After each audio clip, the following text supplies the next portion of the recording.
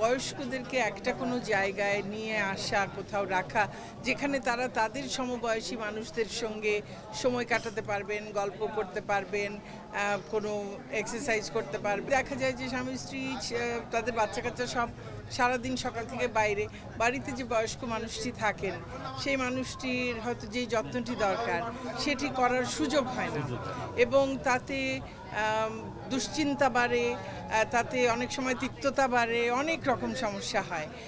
তো আবার অনেকের আছে যে হয়তো ছেলে মেয়ে বাইরে চলে গেছে, বাবা মা বয়স্ক হয়ে গেছেন, বাড়িতে দেখবার কেউ নেই। তো এরকম অনেক মানুষ থাকেন, অনেক রকম বাস্তবতা আছে।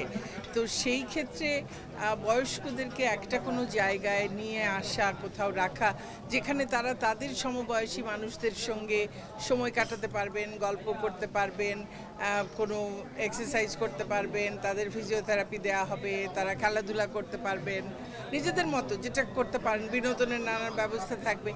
সেটা করলে তারা কিন্তু শারীরিক মানসিকভাবেও অনেক বেশি ভালো থাকবে। তো